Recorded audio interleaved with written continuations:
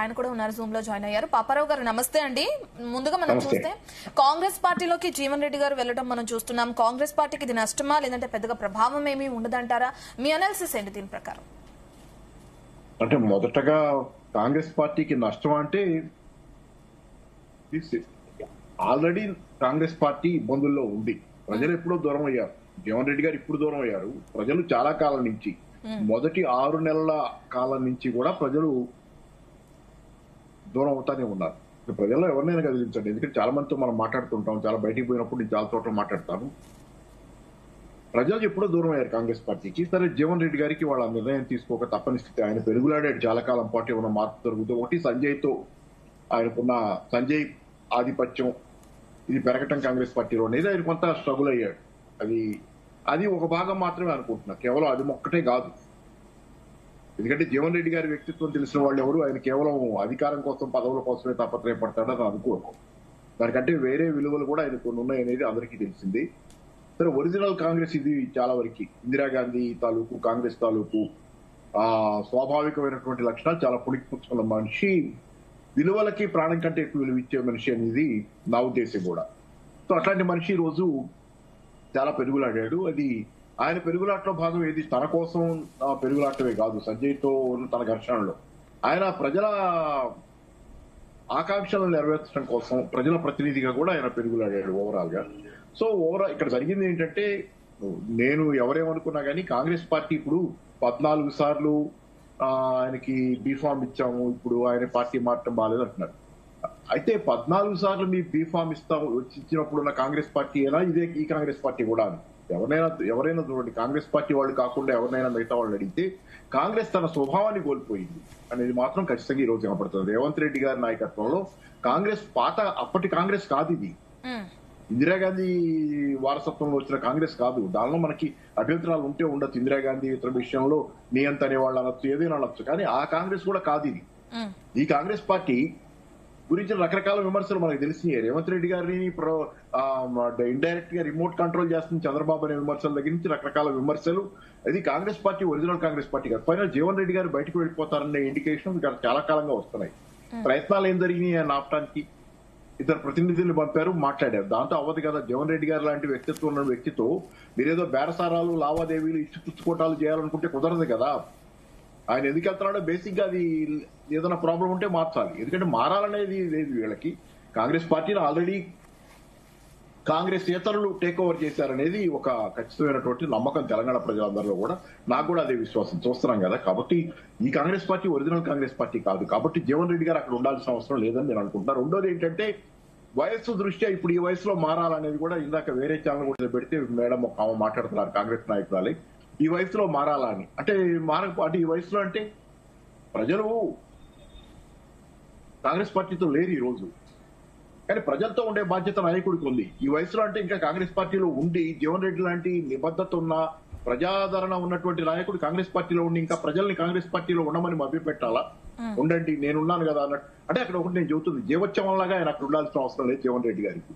జీవన్ రెడ్డి గారి వైబ్రెంట్, ఈ వయసులో కూడా ఆయన వైబ్రెంట్ గా ప్రజల పక్షాన ఉండే నాయకుడు కాబట్టి ఆయన ప్రజలు ఏం కోరుకుంటున్నారో ఆలోచించుకుని దాని ప్రకారం ఉండే బాధ్యత అవసరం ఆయనకు ఉంది. కాబట్టి ఈ వయసు ఆ వయసు అనేది ప్రస్తావన లేదు. వయసు ప్రస్తావన కాదు అక్కడ. ఆయన ఏ వయసులోనైనా సరే తను చేస్తుంది తప్పు అనుకుంటే, జరుగుతుంది తప్పు, ఇక్కడ పరిస్థితి బాగాలేదనుకుంటే దాన్ని దిద్దుకోవటం, మార్చుకోవటం పందా ఎవరికైనా అవసరమే. ఈ వయసులో నేను చూశాను, నేను కమ్యూనిస్ట్ పార్టీలో పనిచేశాను. ఉదాహరణ చెబుతా, కమ్యూనిస్ట్ పార్టీలో సిపిఐలో పనిచేశాను. సార్, దానిలో నాకు చాలా విభేదాలు వచ్చినాయి. కాంగ్రెస్ సిపిఐలో ఉన్న చాలా మందితో మాట్లాడుతుండేవాడిని. ఏమనేవాడు, ఎందుకు మనం ఇంకా ఇక్కడ ఉండాలి, ఈ పార్టీ సరిగ్గా లేదు నా ఉద్దేశం అని మాట్లాడితే, కొంతమంది నాతో మాట్లాడేది ఏంటంటే, ఇంకా ఈ వయసులో ఏ పార్టీ మారుతామండి, ఎర్రజెండా కప్పించుకొని పోతామని మాట్లాడుతుంటారు.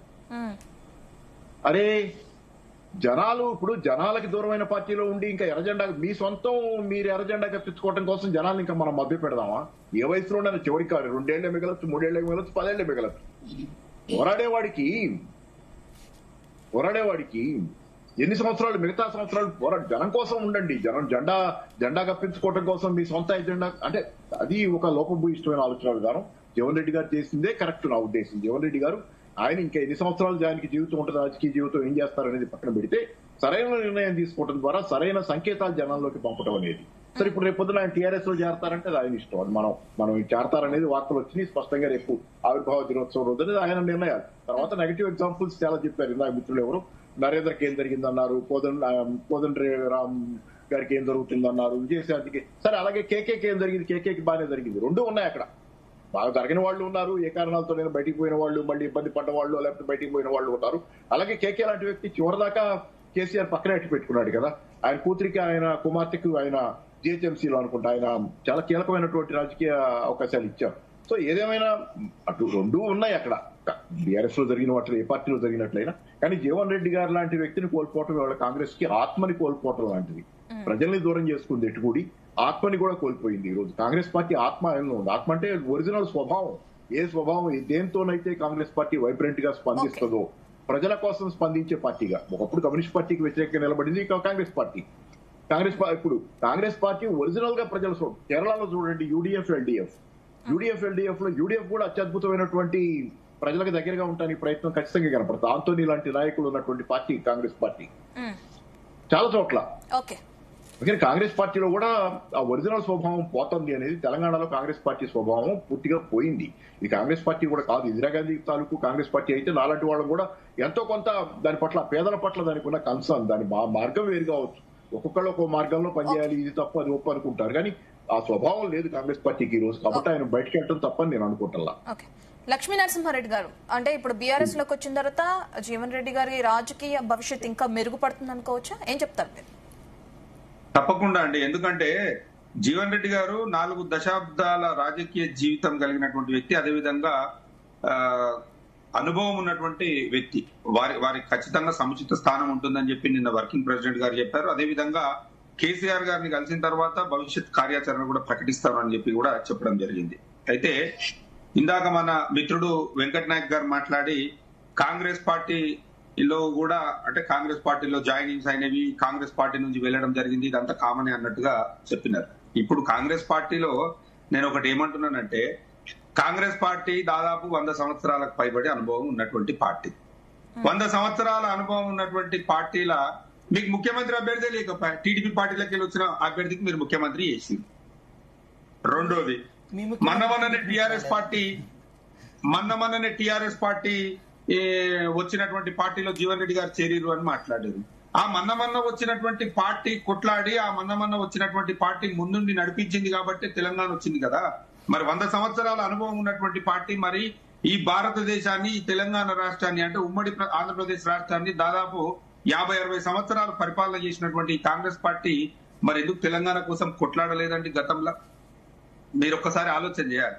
రామరెడ్డి గారు మాట్లాడుతూ ఏం చెప్తున్నారంటే, జీవన్ రెడ్డి గారు గతంలో నక్సలైట్లకు పనిచేసిరు, నక్సలైట్ల కోసమే తిరిగిరు వాళ్ళు అని చెప్పడం జరుగుతుంది. ఆ రోజు ఉన్నటువంటి పరిస్థితులలో ఆయన వృత్తిలో భాగంగా ఆ పని చేసినారు కదా. వృత్తిలో భాగంగానే ఆ పని చేయడం జరిగింది. ముసలోళ్ళు అయిపోయిన తర్వాత కొత్తోళ్ళకి అవకాశం ఇవ్వాలని చెప్పడం జరిగింది. మరి నరేంద్ర మోడీ గారు కొత్తోళ్ళకి అవకాశం ఎందుకు ఇస్తలేరండి? అమిత్ షా గారు కొత్తోళ్ళకి అవకాశం ఎందుకు ఇస్తలేరండి? అదే విధంగా రాజ్నాథ్ సింగ్ గారు కొత్తోళ్ళకి అవకాశం ఎందుకు ఇస్తలేరండి? వాళ్ళు కూడా ముసలోళ్ళు అయిపోయారు కదా. ఈ రోజు భారతదేశంలో 140 కోట్ల జనాభా ఉన్నది. మరి మీ పార్టీలో కూడా ఎంతో మంది యువకులు ఉన్నారు కదా, వాళ్ళందరికీ కూడా ఎందుకు అవకాశం ఇస్తలేరు? మీరు ఒక్కసారి ఆలోచన చేయాలి. ఇదంతా నేనేమంటున్నానంటే, ఇలా కాంగ్రెస్ పార్టీల నేనేమంటున్నానంటే, ఒక్క జీవన్ రెడ్డి గారు విడిపోయి జీవన్ రెడ్డి గారు ఏదో బీఆర్ఎస్ పార్టీలో చేరుతున్నారు అనేది కాదండి. ఏ వర్గం కూడా సుభిక్షంగా సంతోషంగా లేదు. ఇవాళ మీ పార్టీకి చెందినటువంటి ఎమ్మెల్యేలు ఎవరైతే ఉన్నారో, కోమటిరెడ్డి రాజగోపాల్ రెడ్డి గారు కానివ్వండి, అనిరుద్ధ్ రెడ్డి గారు కానివ్వండి, మీ ఎమ్మెల్సీ విజయశాంతి గారు కానివ్వండి, ఈ రోజు ఒక్కొక్కరు మీ ప్రభుత్వాన్ని అడుగుతున్నటువంటి ప్రశ్నలకు సమాధానం చెప్పాల్సినటువంటి బాధ్యత మీ పైన ఉన్నది. ఇవాళ నేనేమంటున్నానంటే, ముందు మీరు మీ స్వపక్షం, మీ ప్రభుత్వంలో ఉన్నటువంటి స్వపక్షం ఏదైతే ఉన్నదో, మీ యొక్క ఎమ్మెల్యేలు ఎమ్మెల్సీలు ఏవైతే ప్రశ్నలు అడుగుతున్నారో, ఈ ప్రభుత్వాన్ని నిలదీస్తున్నారో, వాటికి సమాధానం చెప్పి మీరు ముందు బయటికి రండి. మీరు విపక్షానికి తర్వాత సమాధానం చెప్పుదురు, తొలుత మీ స్వపక్షానికి సమాధానం చెప్పండి. స్వపక్షం అడుగుతున్నటువంటి ప్రశ్నలకు మీరు సమాధానం చెప్పండి. మీరు ఎన్నికలలో భాగంగా 100 రోజులలో ఏవైతే హామీలు అమలు చేస్తామని చెప్పిర్రో, ఏవైతే మీరు వాగ్దానాలు చేసిర్రో, వాటిని మీరు అమలు చేసే దానికోసం మీరు ప్రయత్నం చేయండి. దానికోసం మీరు చిత్తశుద్ధితోటి పని చేయండి. ఇవాళ రైతులను రోడ్డు మీద తెచ్చిర్రు. రైతులకు దాదాపు 3 సార్లు ఇవాళ రైతు బంధు ఎగగొట్టి దాదాపు 27,000 కోట్ల రూపాయలు బకాయి పడ్డారు. ఇవాళ 75 లక్షల మంది రైతులకు ఇవాళ రైతు బంధును బకాయి పడ్డారు.